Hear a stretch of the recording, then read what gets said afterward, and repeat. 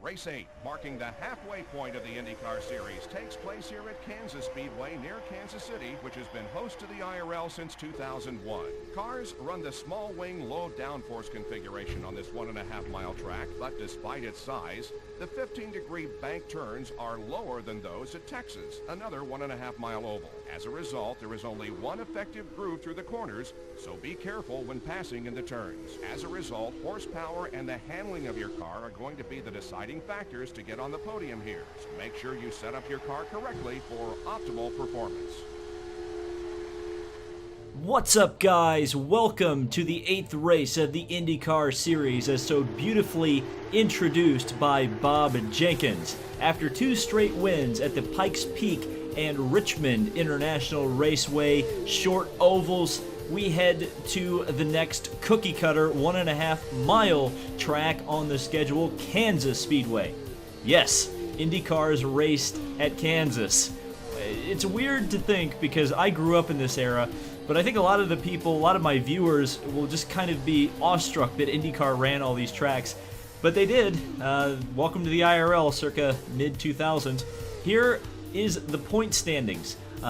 Dixon and Kanaan still lead the points. Hornish is third, the Indy 500 winner. But after our win total, our multiple wins, in fact, it looks like the only driver to actually win multiple races this season. We have moved up to 4th in the point standings, but we're still 70 points out of the lead that Scott Dixon currently holds. So we're going to need some bad luck from him and some good luck from us to get up there. Down through the rest of the field, you can take a look at where your favorite drivers are in the standings. Obviously, a lot of fake drivers down here at the bottom, the ones who made the Indy 500. So, Kansas Speedway, a 1.5-mile track, the third one on the schedule, but only the second high-banked 1.5 mile. Obviously, the Homestead race was a 1.5-mile oval, but in this configuration, it was the low-banked version of the track. So, let's get to it. Let's get qualified. Let's see where we shake out here at Kansas. So, Elio Castroneves is the first one out. Jill DeFerrin next. Both the Penske cars over 228 miles an hour, but Felipe Giafoni has the pole at over 229 miles per hour. I don't know if we're going to be able to match that speed, but let's try for it. Alright, so fuel load's going to go all the way down to the minimum value. Obviously, only a 2-lap qualification attempt. And I really should have taken more wing out of it than I did. I was going to go all the way down to negative half, or negative 0.5, or whatever you want to call it. But I did not do that. So we're not running nearly as trimmed out as I'd like to be. But we'll see. The setup I used on this track is that I jacked the ride height all the way up and took a lot of front wing out of it. Obviously not enough, but we'll just have to see how this goes. What jacking the ride height up does is it reduces downforce, but at the same time, it reduces downforce and reduces drag, is what I'm trying to say. And that's what you need to do. These old IRL rules mandated wing angles for almost every single track they went to.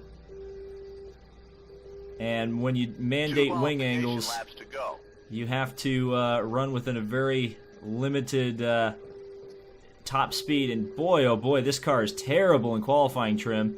It's weird because I went into the practice session, I was working very hard on the setup, and now it seems that the setup has completely changed, and it's terrible. So much understeer in the corners. And I felt like I trimmed the car all the way out. We're up to a 219. I did a 223, almost 224 miles an hour in testing, but this is not going to be a good run, and this is going to put us way in the back of the field. Seems like my gearing's no good either, which I thought I worked with in testing, but apparently I did not. I guess I was working on the race setup inadvertently, but we're going to qualify badly. That run puts you in 20th. So 20th position, yeah, that's terrible. I can't believe I outqualified anybody. Scott Dixon on the pole at 231 miles an hour. Good grief. We've got a lot of work to do here at Kansas. So sweeping the front row is the Target Chip Ganassi pair of Scheckter and Dixon. Giafoni and Tora Takagi outside row 2. Inside row 3 is Castro Neves and Joe LaFerrin, a Penske sweep of that row. Alonso Jr. and Tony Kanaan in row 4. Row number 5 is Greg Ray alongside of Scott Sharp. Row number 6 is Brian Herta and Kenny Breck. Row number 7 is Weldon and Yasukawa. 9 is Foyt and Buddy Rice. Row number 10 is Vitor Mira and Sam Hornish Jr., the Indy 500 champion. Row number 10, Robbie Buell and me. Row number 11, Sarah Fisher, and outside, our Lord and Savior, Buddy Lazier. Row number 12, Ed Carpenter and Eddie Cheever on the outside. And all alone in row number 13 is Dario Franchitti, his second consecutive last place qualifying effort. So I've already put the car up into fuel mix number 7. We're going to try to go for it here on the start because I know my race setup is better than my qualifying setup. But we're just going to have to see what kind of a start we get. Obviously, we're on the outside because we can't really jump it all that well because of the fact that Robbie Buell is to our inside. And if we jump him before the green flag comes out, we are going to get a penalty. Or before we get to the start-finish line, we'll get a penalty. A little bit different rules between the start of the race and the restarts. You can jump the start all you want on the restarts, but on the initial start, you have to fall into line. Weird rules, but those are the rules that IndyCar played by back then. So we are green. Sarah Fisher all over the rear end of me. And we're going to put the car, we're going to move the weight jacker up to the front here. Try to get a little bit better turn in, and we do. Lazier is around Fisher. And now we move up behind the second of the Purex Dreyer and Reinbold cars here. To the inside of Robbie Buell, pass him pretty easily here into turn number 1. And running the low line, getting around Buddy Rice. Well, we made a little bit of contact with Buddy Rice on the outside. Now to the inside of Sam Hornish. And Vitor Mira is there, kind of sitting in my path, so I just got to be a little bit cautious. Get around him, Yasukawa and AJ Foyt going very slow to the outside. We'll get around all those guys and into turn number 1. Now we've got clear track ahead of us, which I believe Alex Barron is the next car in line, as I had to get out of the gas just a little bit. No, excuse me, it's Dan Weldon. I don't even know if Barron is in this race. Made a mistake in my call. What a terrible tragedy. Cheever, I think Cheever's only run like 4 races this season. Don't know why he's cherry-picking Kansas, but whatever. So here we come into turn 1. It looks like Herta is getting shoved out of the groove just a little bit by Weldon. We're going to get a run down the back stretch here. And we're not going to... Well, I thought about diving it in there on Weldon. Couldn't quite do it. Had to back out of it. Kenny Breck just ahead of Weldon there. And we just cleared Herta, and I almost ran up the back of Dan Weldon. That would have been a tragedy. And now to the inside of Greg Ray. He almost came down into me. Oh, boy. And we cleared Greg Ray as well. So we're moving up the pack. We got the kind of the lead pack just ahead. Looks like the Target guys have completely checked out from the field, though. They are way, way out there. So this second group is most of the also, well, I was going to say also rans, but that's not particularly right. The other guys who theoretically can win races that aren't the Target guys and Castro Neves, or whoever has replaced Castro Neves in this series. I know the comments had a theory on that, but I forgot what it was. I think it may have been, somebody may have said Logano replaced him in this universe, but Logano would have been like 12 years old in 2003. So here we go. A big run down the back straightaway and just lift off just a little bit because I knew that was going to happen. I got into the back of Kanaan and somehow managed to not lose control of the car. Thankfully, the cars directly behind me are nowhere to be found, so we got away with one there for sure. Now, can we get up here and actually challenge these guys without completely wrecking our race? So down the main straightaway, which of course is not really a straightaway here at Kansas, the inside of Kanaan. Had to really get out of it because I knew Takagi was going to come down. And Kanaan still holds tough. And he almost goes to the inside of Takagi. Sharp's going to the inside of me. We're going to hang it around the outside here of the Mo Nunn cars. Those cars are actually teammates, Giafoni and Takagi, and we're bump drafting with Giafoni down the straightaway. But the Mo Nunn cars actually use different chassis types. Oh, as we get into the wall just a little bit, no damage, the maker. This Dallara car is very stable. But yeah, Giafoni in a G-Force, Takagi in a Dallara, but they are teammates.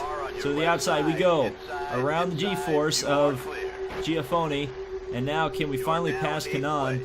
I don't really like this high lane, but it seems like it's the safest one at the moment. Now there's a run on him. We're going to pull out at the last possible moment here in turn number 3. And we get around TK. So now we can focus in on Takagi here.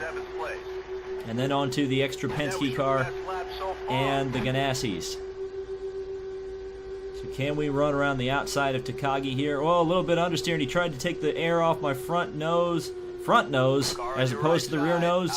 As we get underneath Takagi, pull around him, front wing, rear wing, not front nose, rear nose. That doesn't make any sense. Well, we got around Takagi. Looks like he's coming back on me just a little bit, so let's try to break the draft here. Scheckter's actually the next car. Then it's Castroneves or Surrogate Castroneves, whoever's there. Here comes Takagi down to the inside. Oh, I blew it. I did a bad line in turn 1, and then I panicked because I saw Takagi coming back at me. So we'll dive to the inside here, try to run a faster line that time around, which we indeed do. And up to 6th we go. And 219, surprised we're that slow and still able to run up in the top half of the field. But I guess the qualifying setups for the opponents are much different from the race setups. Almost feels like the pack is really spreading out. I think we're going to end up in lap traffic by the end of this one, and that's really going to throw a monkey wrench into things for sure. In fact, I already see possibly the back half of the field. Obviously, graphics from 2004, a little bit hard to tell what's going on, but it sure does look like we're catching the back half of the field. And if that is the case, that means we're going to be in for some very interesting running here. Lazier is now the last place car. Poor buddy, he is last, and I don't know why, but I'm very disappointed in our Lord and Savior at the moment. So we're really starting to catch up here. We're actually only in 6th place, so never mind. I don't know what I was smoking, but Al Unser Jr. is now into 3rd. So those are not lap cars up there. Those are cars for position. But yeah, the field is definitely spread out for sure. And I guess we passed all the cars that were in the mid-pack. I wish I hadn't been screwing around so much trying to pass them. But we've got it. We've almost got to keep in fuel mix 7. That seems to be the only way to catch up to these guys. Now, Lazier's moved past the last place car of Sarah Fisher now, so that's a good thing. Okay, here we go. We're in the draft of DeFerrin. Let's see if we can get around him relatively easy. I think we can. And there he goes. There goes Joe DeFerrin. So easy around him. And now we actually are starting to catch up to Al Unser Jr. up there. And then I think it's Scheckter. And then we go up to Castroneves and Dixon. And those guys are the leaders, of course. And they are battling pretty hard as well. As DeFerrin tried to get underneath me. Couldn't quite do it. And now here is Scheckter to the outside, and Al Unser Jr. past them both. And no, there is a car that has been lapped, and it is Buddy. So Buddy Lazier has been lapped. And yeah, we are definitely in traffic then. We are for sure in traffic because Lazier should not be that far back. We know he just passed Sarah Fisher. Excuse me. So unless there was some sort of contact out there, which possibly would make sense, we're lapping cars, and unfortunately it's Buddy.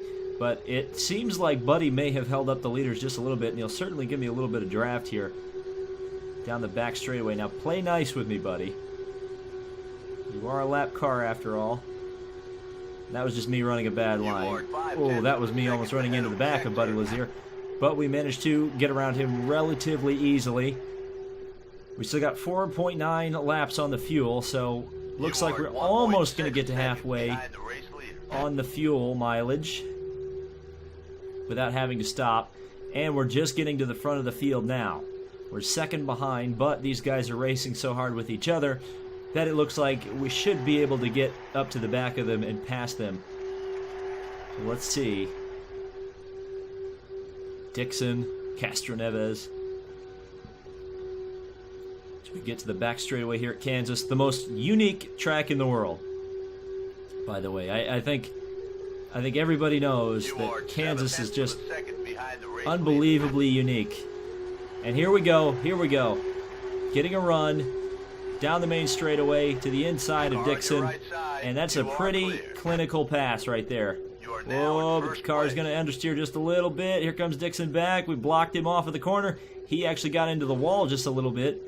And we're going to just hopefully start to pull away because we're going to have to come into the pits here in a couple laps.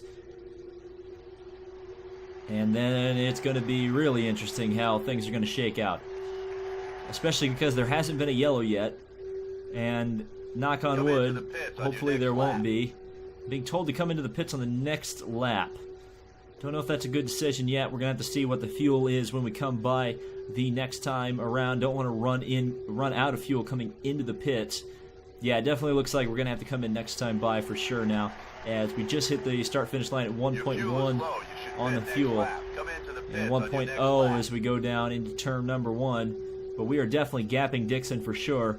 But already put 1.4 seconds on him, so we're going to knock the fuel down, the fuel mixture down to 2 there, and really accelerate through turn 3. Now on the brakes, get it stabilized over the banking, and hard on the brakes into the pits.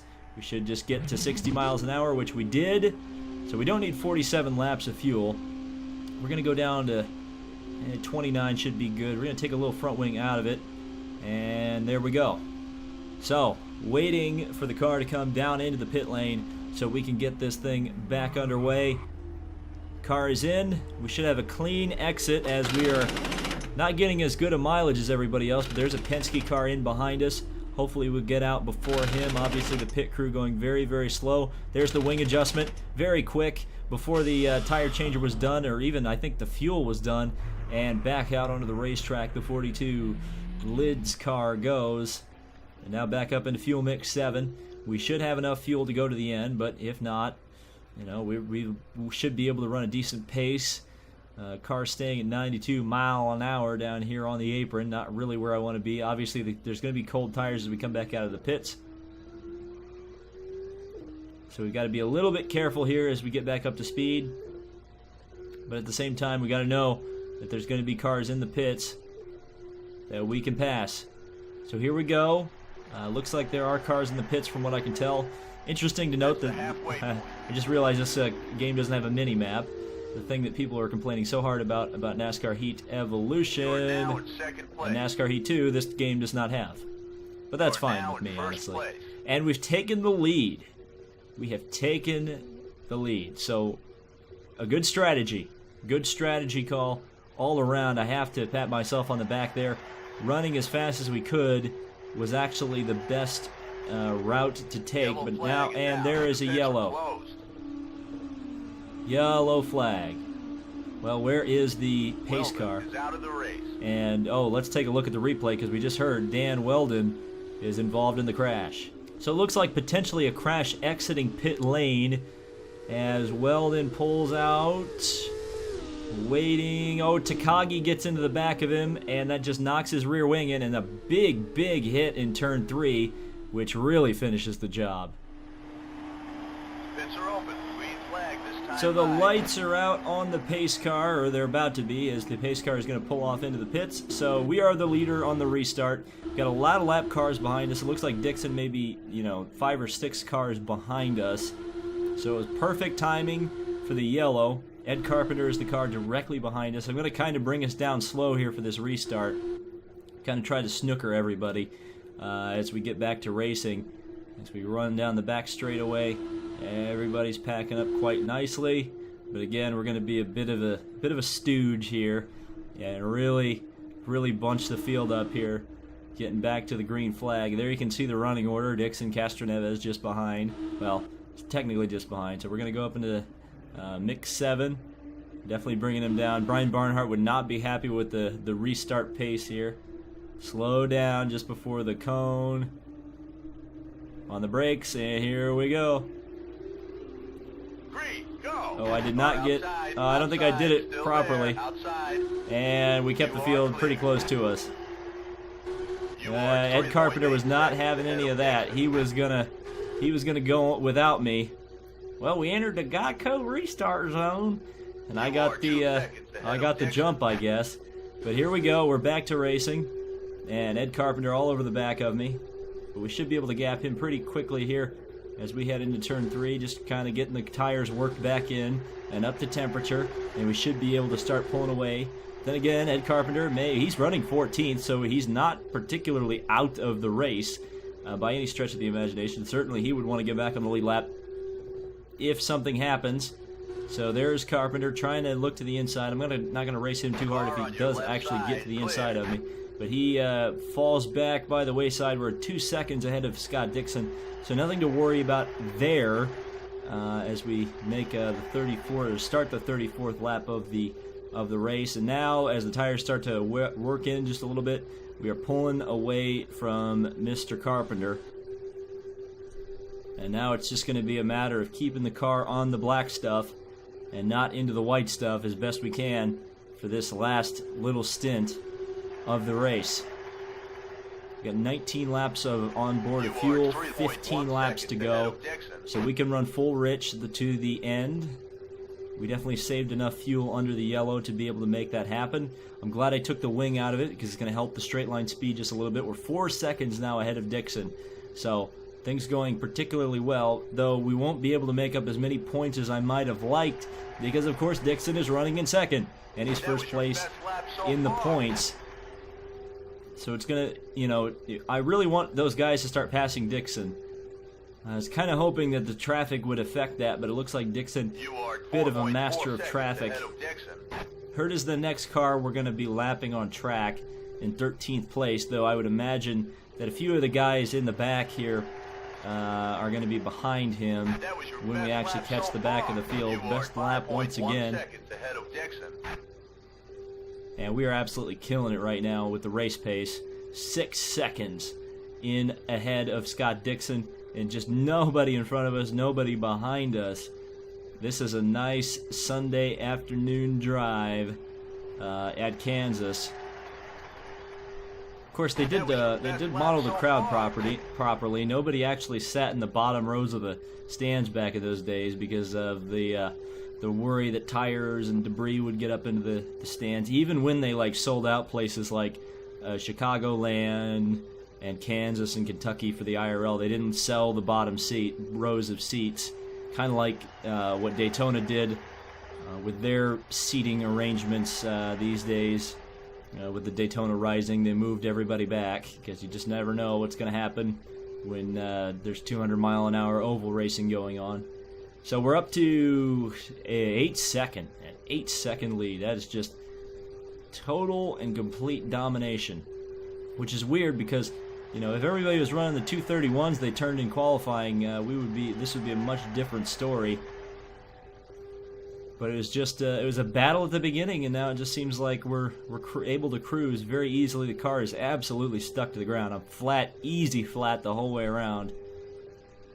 And the car is just sticking wherever I keep it. Well, maybe it's not. It's starting to wash up the track just a little bit there. As you can see, my fastest lap, 223 miles an hour. That was obviously faster than what I qualified, some 3 miles an hour faster than what I qualified. So, yeah, that's definitely improvement. And as you heard, 10 seconds ahead of Dixon. Don't know what the lap time delta is for this track. Don't know when we'll start catching the lap cars. I would assume that, the back markers are probably about another 10 seconds behind Dixon himself.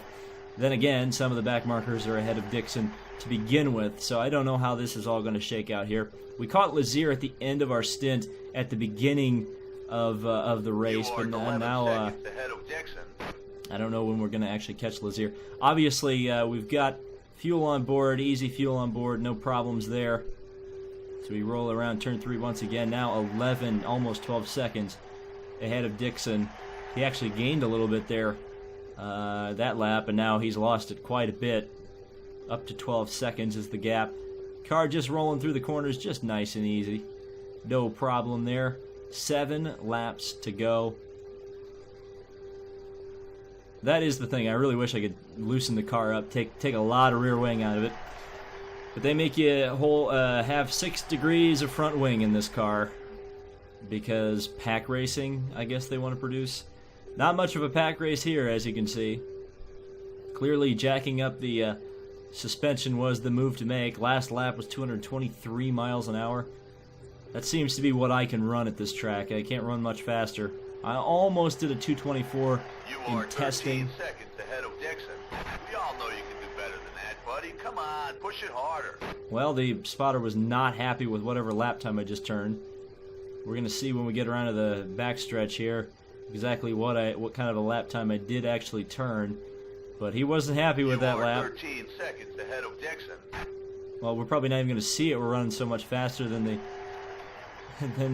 ticker. That was your best Well, there you go. lap so Best far. lap so far. So I guess we rectified whatever problem the spotter had with us. You are 14 seconds ahead of Dixon. 23.4 as I get a little bit wide there in 1 and 2.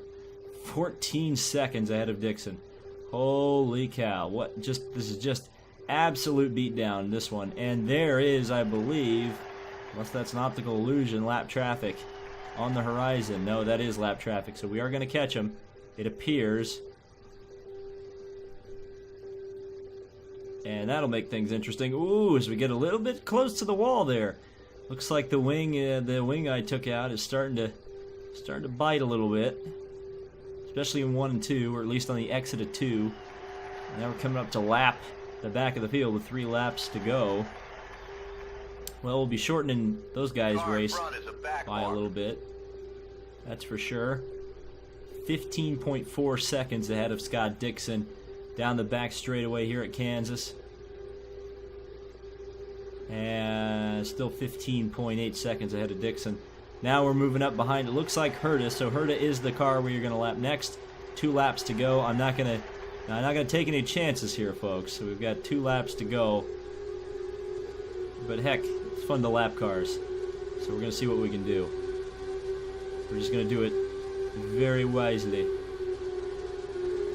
So we move around the outside of Car on your Herta. left side, still there. Inside, clear.